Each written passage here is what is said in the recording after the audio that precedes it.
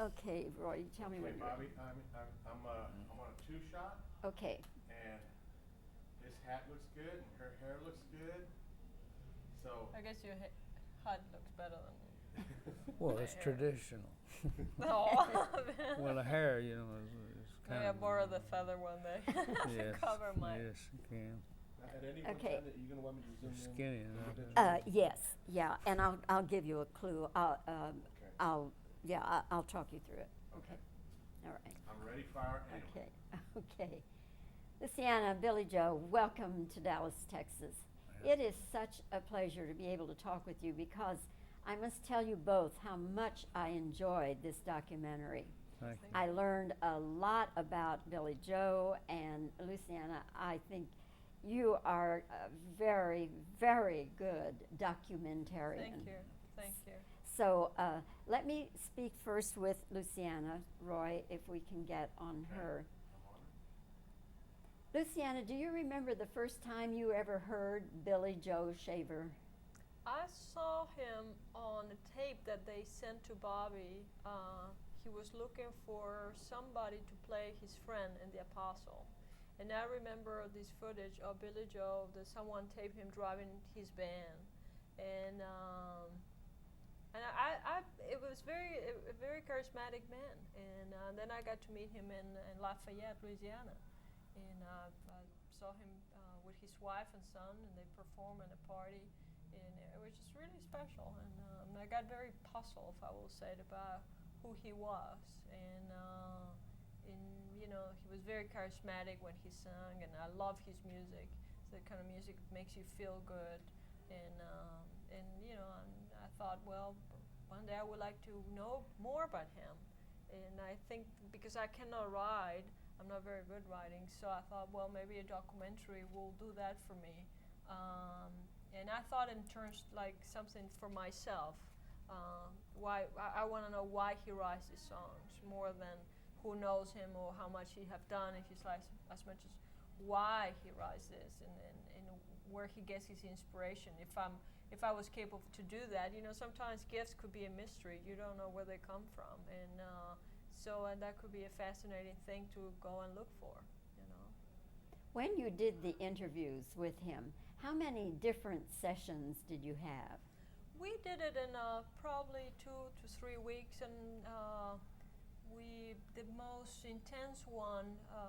It took us 3 days. We went from Corsica, visit your relatives. We went to a church where we got a friend of his born again and baptized, and it was just really, really intense in a great way. Then I came back. He told me he was going to shave his mustache, and he said he talked to himself, and I said, well, let's do it. You know, if you're capable of doing it in front of a camera, I mean, it would be great. It's a way to reveal yourself, you know, and it was fascinating. And then it took me a couple weeks, I will say, to do the first cut of a film. I did the editing myself, and I just couldn't be away from the looking at him. I was just listen to his story. So I wasn't drawn to. Inspired to interview anybody else. I just couldn't interview so many people that knows Billy Joel and have used his music and or liked his music, but I just didn't need that. I can listen to him over and over and over again, and I'm very happy to see him again. I mean, each interview we done, he says these clever lines. He's funny, and the way his sense of humor of turning negative into positive, and it's just beautiful. Very unique man, and I'm very happy that coming from Argentina, this new world of documentaries is in my hands to keep meeting more people and get to know more people and what they're about. Was there any question that you were hesitant or timid about asking him? Not really. I'm not someone who really asks questions. I let people tell me who are they. The same I do with Horton Food, or I did with Billy Joe. Try to surround myself in their habitat, if I can call it like that. I always try to think about in terms of National Geographic. When you film an animal, It's just very hard to go and ask other animals what they do, what they think. But you film them what they're doing and their habitat, when they are, what they eat. It tells you a lot about them, you know. And I try to do that. It just becomes more offhand, more unique.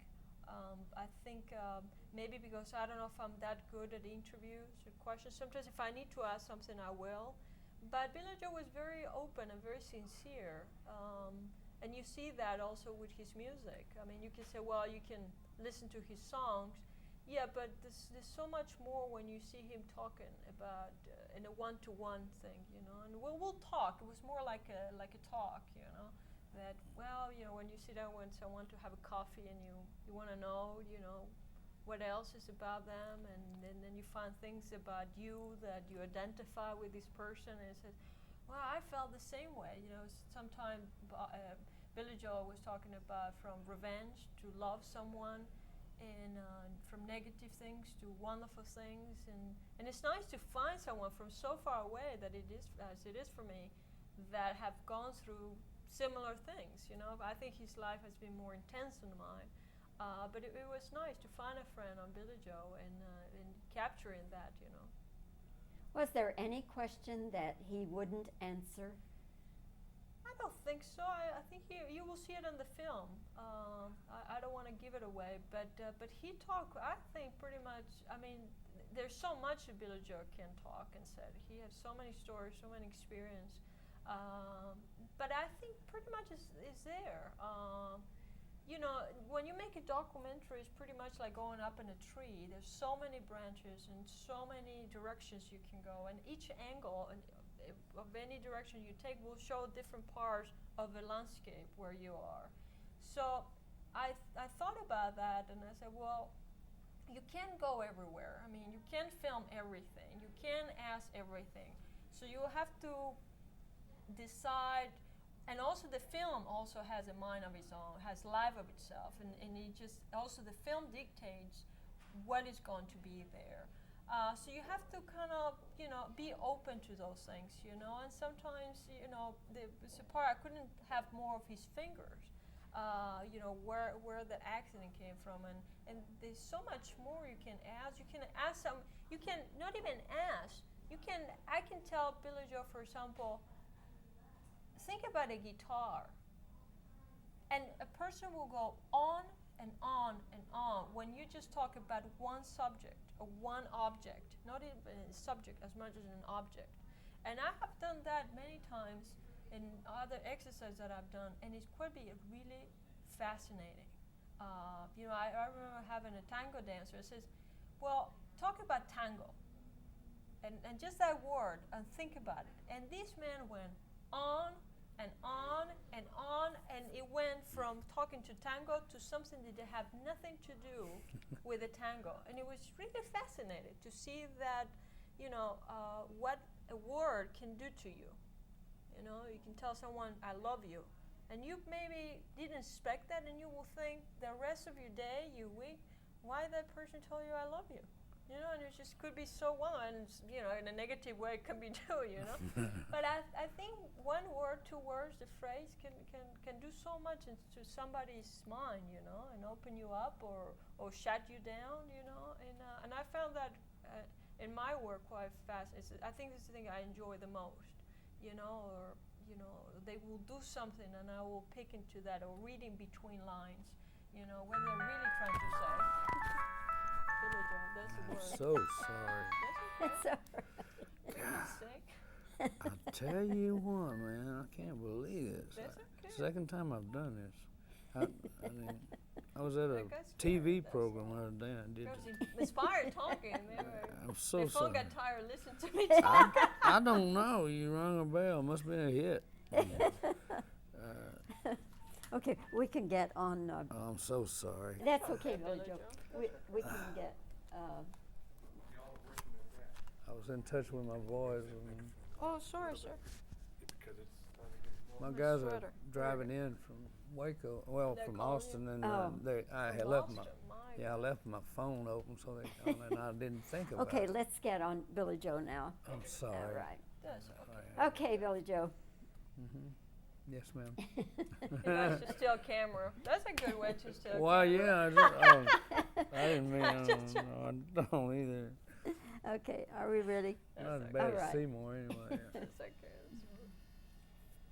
Billy Joe, I must tell you that I just love your voice. I really love the sound of it. I just love to hear you sing. Well, thank and you.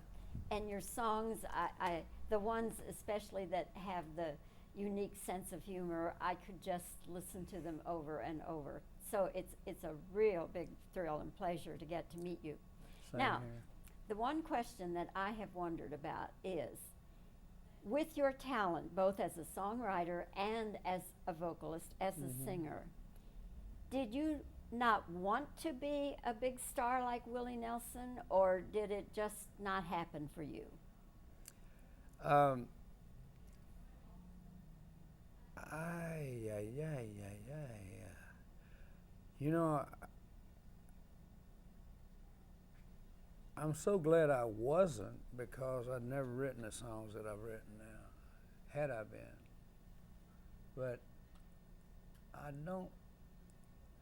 I think a lot of it was because I was always very brutally honest, you know, and a lot of people, now Robert Duvall, he knows how to take that because he does that himself.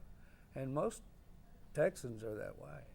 But I went to Nashville, and you know, if somebody said something that, or made a gesture towards me, or hit me or something, I'd go ahead and hit them back, you know, and I think I stepped on a lot of toes, and it wasn't my ability, it wasn't my talent, because I always knew I was great at what I did, and it wasn't that. I think it was more my personal thing that held me back.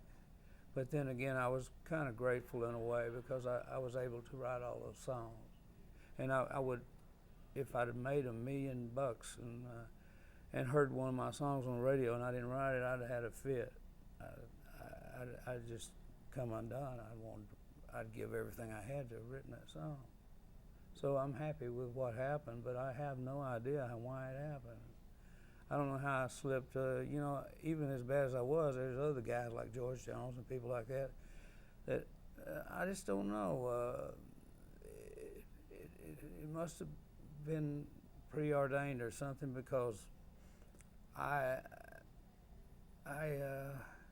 happy with it, even though there's been some real bumps in the road.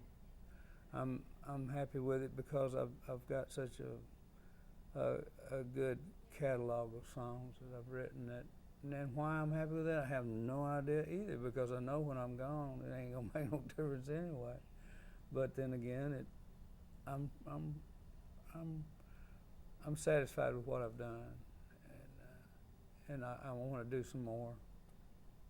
I don't know if that answers your question or not, but it's beyond me too. I have no idea.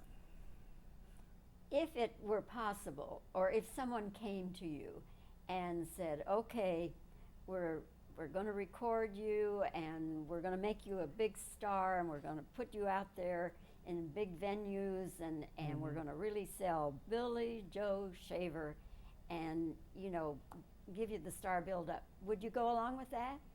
Now I would, yeah. Maybe back then I wouldn't have. No, probably not. No, because I wasn't really as good as I am now.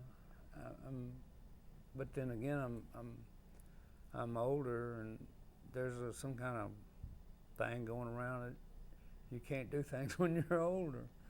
But George Foreman and people like that, they made us know that it's okay to go ahead. You know, I don't understand why people are so age conscious in this country. They're not in other countries. Doesn't seem to be. I'd say, like, I finally got I finally got a title shot, but I was so old that it might whip me. You know. Because you wrote so many songs, have you made a lot of money off the publishing rights and the copyrights? No, I went to town. Like, I haven't had that much of an education, and I went to town, and I just trusted people a lot. And not so much that I didn't get my songwriter share, but I could have got a lot more, and I should have got a lot more because everybody else was. And I'd ask people, well, shouldn't I have a lawyer? And they say, no, well, one's enough. We got one, you know. And I didn't know about that. I was very naive, and my family suffered because of it, because I was so naive and trusting. And it got around that I was easy to take, I guess. I got took many a time. I'm not mad about it or nothing like that because I never wrote the songs I wrote if I had, you know. So it's a good trade-off.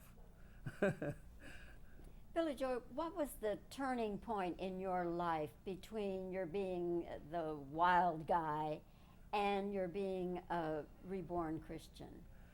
Well, back in the 70s, I was doping and chasing women and drinking and smoking and doing everything that you shouldn't do. And for some reason or another, I had balanced in my head that it was all right because everybody else was doing it. But it really wasn't, because I was always one that got both feet in the trough, you know. I mean, I'd go for it. And I was going for it a little too hard. And I come in one morning about 4 or 5 in the morning, and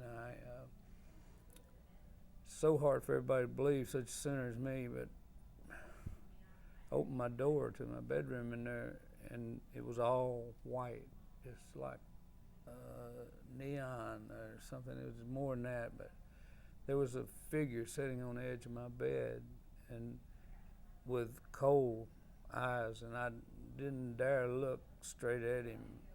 He was doing this, and I took it to mean, how long are you going to do this? And I backed out of there and got in my truck and went out to a place that was a real spiritual place to me. It was called the Narrows of the Harpeth.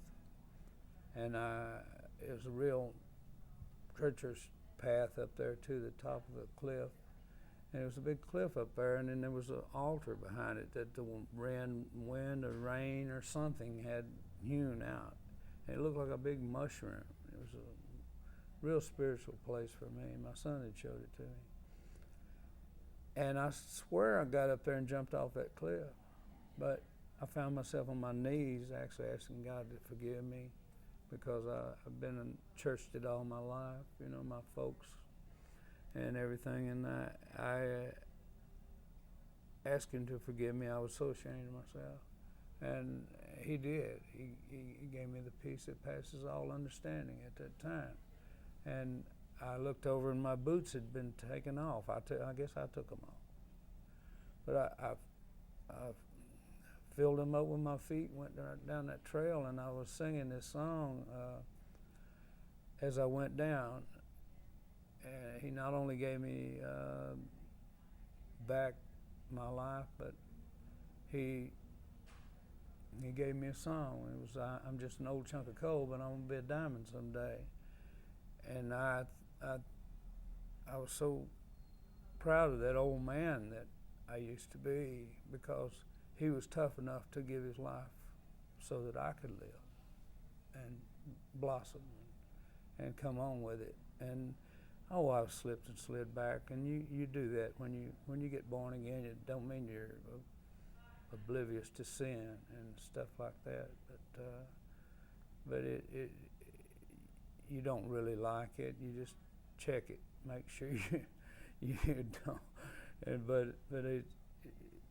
I went on from there a new man, and I went and got my family, and we moved out of Nashville, and I was supposed to be the next big deal, and they were mad and upset with me about it. But we went down to Houston, and I dried out. I went cold turkey and I didn't know about those places where you could go and, you know, get cleaned up and stuff. I didn't know about them. And I had Jesus in my heart, and I went ahead and went cold turkey, and it took me about 6-7 months. I almost died several times, and I lost down to 172 pounds, and and my wife, bless her heart, and my son stuck with me, and I couldn't keep my food down, you know. And every day I'd go down to this store right down the street, and I would buy a can of Diet A&W root beer and some little crackers. They didn't have much taste to them or anything, but some kind of little cracker, little brown ones, and I could keep them down for some reason. And finally one day I said, Brenda, I said, fix me some eggs. And she said, well, you just throw them up. I said, no, fix me some eggs. She did, and I kept them down, and from then on I was okay. No, never had the urge to do anything, you know, sinful. So you don't Not drink? that I haven't. I have. I've slipped back time or two. Sometimes there'll be somebody that'll say, "You got to have a drink. You're too good to have a drink with me," and stuff like that. I'll take a drink or about a half of it, and I'll hide it somewhere and go home. But then every once in a while I'll get down with my friends and we'll have a drink or two. But it's not what goes in a man's mouth that defiles him, it's what comes out. So I know that. Billy Joe, what was the accident that caused you to lose your fingers? I worked at Cameron Mills in Waco, Texas, and it was a large door that we made that came down the conveyor belts, and it's just one of these big old doors that you see that you wonder why they even made the door so big, and we made those things there, and I ran a thing called a double end, and what it did was I fed it into the pressure change that came like this, looking like a caterpillar coming towards you, and it would catch the door, and of course on the sides were big steel round things like this, and about that thick, and they had razors on them, and they were going so fast you couldn't even see them. And I was feeding it in there, and we were in a little bit of a hurry, and it's almost lunchtime, and these two fingers got caught underneath the pressure chain, and it didn't have a safety switch, and the thing bit into these fingers here, and then sparks started flying. So I put my feet up against it. I just jerked my fingers off and got out of there. And I had read, the strangest thing, I'd read an article, I guess it was less than a week ago, before that, about these Japanese fellows that had sewed these fingers on and it took. And I thought, oh man, I started hunting for my fingers, and I got them, and I drove over to the doctor's office. He was an old Navy doctor. Back then, you just kind of pretty much had to do your own thing, and leaders and tendons and things sticking out of there. And I came in, and his name was Dr. Tab. He's a real tall fellow, and he says, "You got a little problem?" I said, "Yes, I do." And he says, "Well," I said, "Can you sew these fingers back on?" He says, "Well, what in the world would give you an idea like that?" And I said, "Well, I read an article about over in Japan that they had done this." And he said, "Well, this is Waco, Texas, of course." I knew he was going to say that. And he said, "Them fingers ain't no good." And it was an African American girl there that was a nurse, and I recall she was really a nice looking girl. And she said, "Mr. Billy," and I said, "Yes." She said, "Can I have them fingers?" And I thought, "What?" And she said, "Can I have them fingers? You ain't got no use for them, have you?" And I said, "No, guess I do." I said, "Fair question. What in the world are you going to do with them?" She said, "I'm going to put them in a jar, and I'm going to keep them for the rest of my life." And sure enough, she did. She went back in the back and brought out a mason jar of all things. I wondered what a mason jar would be doing in a doctor's office, and she poured that formaldehyde or whatever it is and dropped them fingers in there and screwed that lid on. And I mean, she said, "I'm gonna keep them forever, until the day I die." And I thought, well, to each his own. I had no idea. Maybe be somebody dancing around them, I don't know. But I went on from there, and after that I got into the music back again, and then I'd been singing and writing since I was a kid, and I got later on I asked God to help me because my arm swelled up real big and I was about to lose it. I told him I'd go back to doing what I was supposed to do if he'd just help me through this, and he did. And then I went to carpenter work and I broke my back. I fell off a house and broke my back, and then I asked him again, and he did. And I went, and I decided I finally went and did that the other work. And I'd been up there. Brenda thought I was crazy, and I went up there and did pretty good first time or two, and then I came home.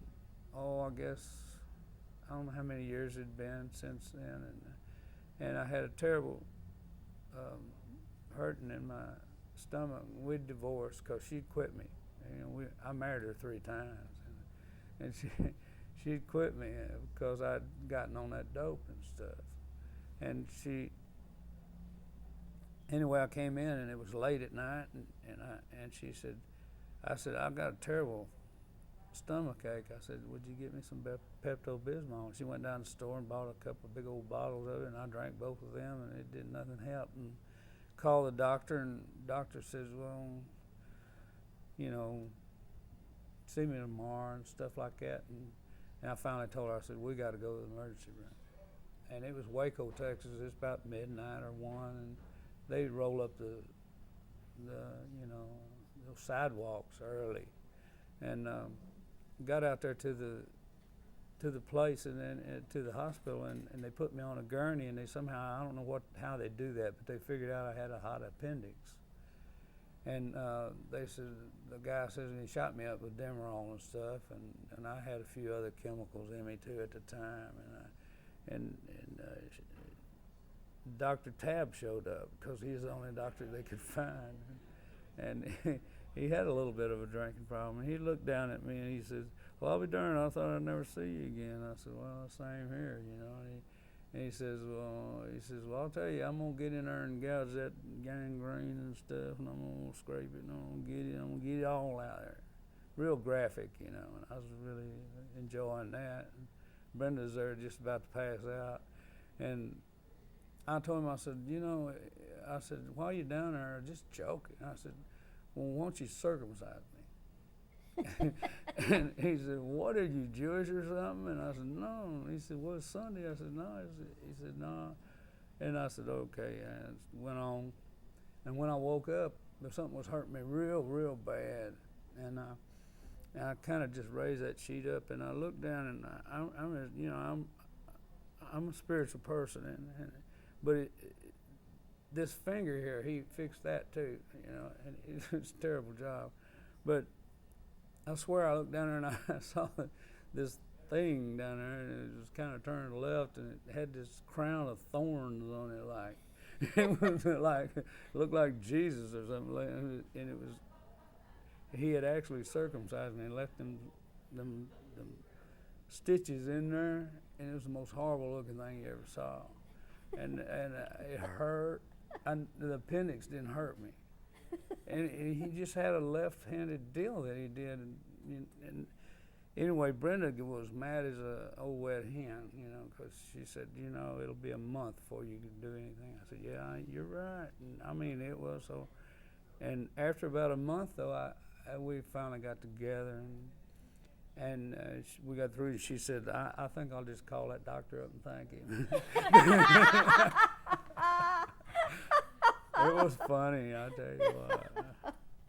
Well, I want to thank you both. This has been the most delightful day. I had Bob Duvall to talk with this morning, and now this afternoon I have you, Luciana, and I have you, Billy Joe. What a great day this has been. Wonderful, thank you. And if you all will just stay seated, he's going to move the camera around. At least I'm pretty on it, Uh-huh. and the time, and trying. Okay, well. Luciana, were there any questions that Billy Joe refused to answer? No, I think he's someone who feels pretty free to talk, and he likes to talk. That's fine. That's fine. Was that okay? Yes, yes. Okay. Okay.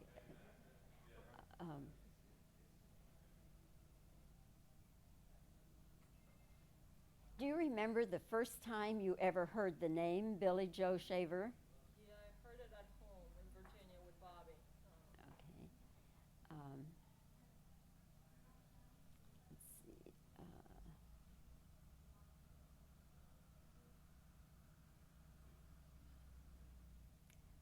Was there any question you were timid about asking? No, not really. I felt very comfortable with Billy Joe, and Okay, that's fine. All right. Now, if you can do Billy Joe, the same thing with you, Billy Joe.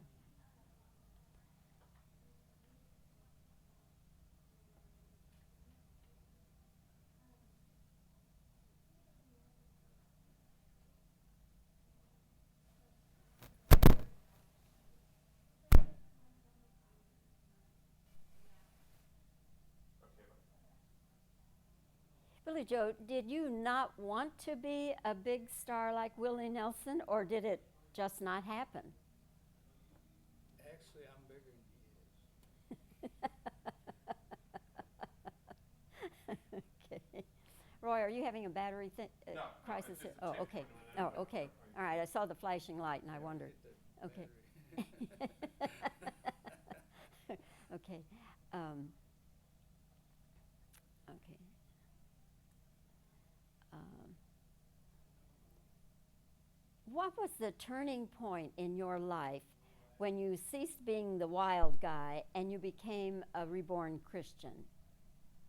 That was in the 70s when I wrote that Ocho Code. Okay. All right. What happened that caused you to lose your fingers? I was working on a thing called double end at Cameron Mills. And got 'em hung underneath the Okay. pusher. Okay. Let's see. Okay.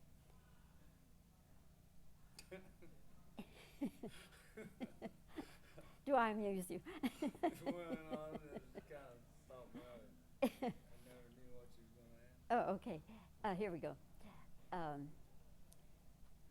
If it were offered for you to be a big star with a lot of big promotion and record deals and things today, would you take it? Yeah. Yeah. Okay. Yeah, I'd take it. Okay. All right.